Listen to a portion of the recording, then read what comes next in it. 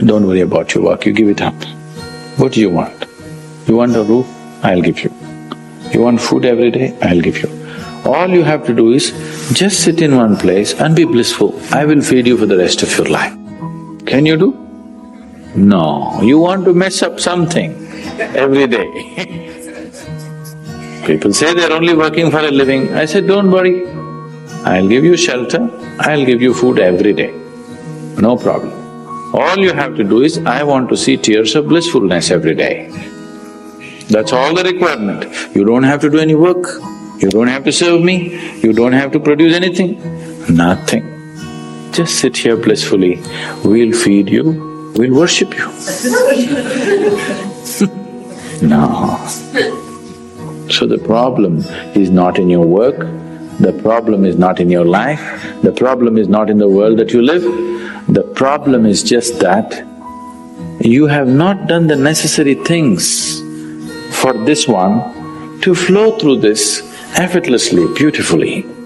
The necessary work has not been done and we're just hoping it'll happen by accident. It doesn't happen by accident. A lot of people in the world think United States of America is heaven, but people who live here don't think so at all. Isn't it so?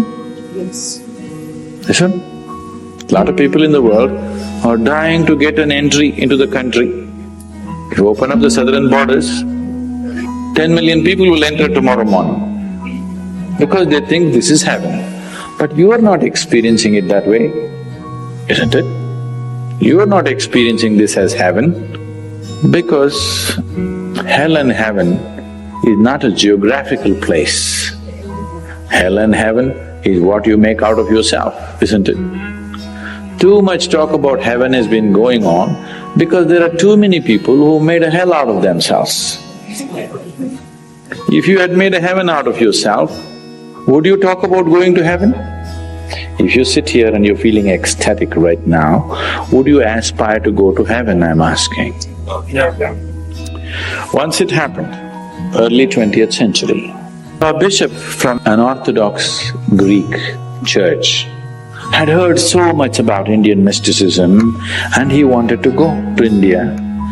But he never got around to make it because he had to serve the cloth that he wore. And after 60 years of age, when he is semi-retired, he got the opportunity and went to India. He wanted to meet a mystic, a yogi. So somebody said, go up this mountain, near a cave, there is a yogi sitting, you can go. So our man went, plodded up the mountain halfway up and went.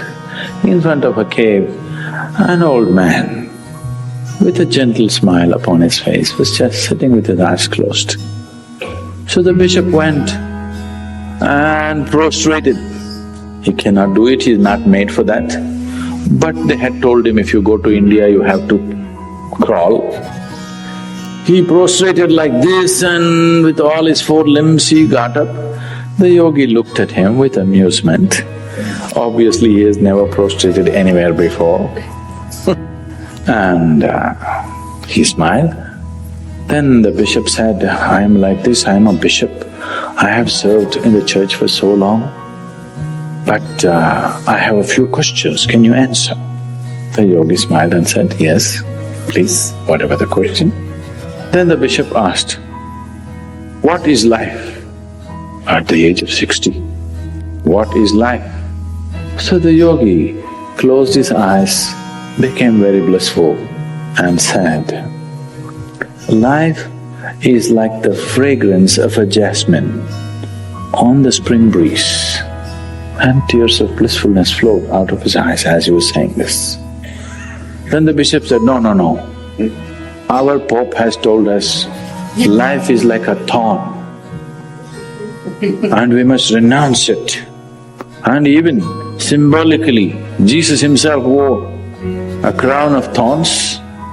So, how come you say this? Our Pope says otherwise. The yogi looked at him, smiled and said, well, that's his life. So, what you make out of it is not because of where you are, what you are, it is just what you make out of it, isn't it?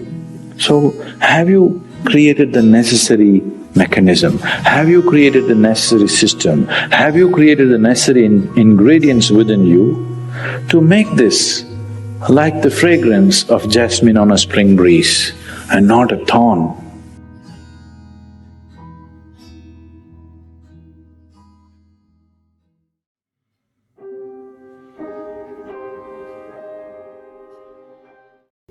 If I ask you, what is the root cause of the problem that you have in your life right now?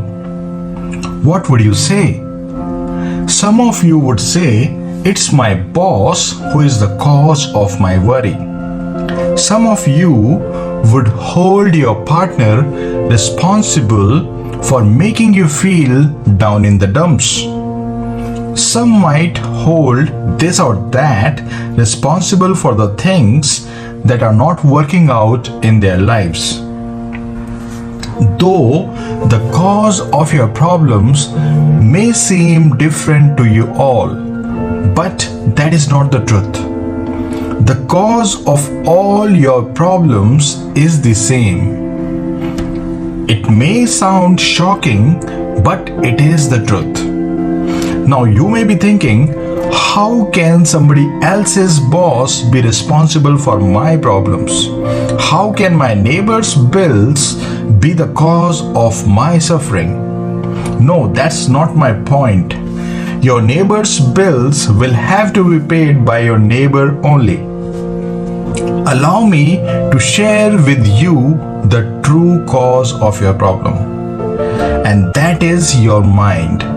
Yes, it's the mind that lies at the root of all problems. Just imagine, how would your life be without your mind? Wouldn't it be absolutely peaceful, without any worry, without any stress? That's what is the case with animals, isn't that so? They don't have mind, and see how peaceful they are. But that's not the peace we humans deserve. That peace is like the peace of cemetery. There is no life in it. It is dead. True peace is alive. True peace is dynamic. It's ever new, it's ever fresh. But animals don't have access to that peace. It's a prerogative of only humans. Only humans have access to that peace. I would say it's your birthright. You are born with it. You are it. Yes, you are that peace I'm talking about. That incredibly alive peace, that is your very nature. But you don't experience it. You don't feel it at all. Do you know the reason why you don't feel that peace? It's your mind that doesn't allow you to experience it. You have access to it at all times. How could it be not so? It's you, it's your very nature. How can you not have access to your own self? But unfortunately, this access is denied to you by your own mind. What does your mind do to deny this access? What does your mind do to hide this ever-present piece of your divine infinite nature? What does it do? Your mind finds fault with the world. That's how your mind creates problems in your life. How? By fault finding. It just relishes it. It's the favorite pastime of your mind to find fault with others. And if sometimes it doesn't have anyone to lay the blame on, then it would even make the hot or cold weather the cause of your problems. Just have a close look at your mind and see how pathetic its condition is. And to put an end to the chaos that your mind has created in your life, you just need to witness its activities. That is the only way, witnessing. Because unless you know what it does, you would not be able to go beyond it. Witnessing will show you how your mind plays tricks on you. Witnessing will show you how your mind takes you away from the life that is always in the present moment. But for the mind, present moment doesn't even exist. For the mind, what matters is past and future, which are nothing but thought forms. Past and future exist only in the form of thoughts. Isn't that so? And present moment is life itself. But the mind always resists it because it cannot exist in the present moment. That's why the mind resists the present moment so much. Because mind needs thoughts to exist. Without thoughts, the mind cannot exist at all. So, this is the reason why your mind doesn't allow you to delve in the present moment. Because in the present moment, it cannot have any thoughts. Tell me, what thoughts can you have when you accept the present moment? Try it yourself. Accept what happens in the present moment and see if you have any thoughts in your mind. But you have to accept it wholeheartedly. Make sure you don't resist the present moment internally. Your acceptance must be total and complete, without the least amount of resistance. If you can do so, you would immediately go beyond the mind and experience the incredibly alive peace of your divine infinite nature. Once you taste that peace, then you wouldn't want to move away from it. Your mind then wouldn't move into past and future once it gets the taste of that peace. See, your mind wants nothing but happiness. That's what it is always seeking in this world. Through things, through people, through situations. What does it want? From people, from things, from situation. What does it really want? It wants happiness from them. Also in past and future, what is the mind really seeking? It is seeking nothing but happiness. So once it gets the taste of that true happiness, then automatically it will stop running in the external world. Then it will become your friend and will help you on your spiritual path. But before that happens, you need to be a bit cautious about what the mind does and witness all its activities. That is how the mind is brought under control. This is how you go beyond the mind and experience your divine infinite nature.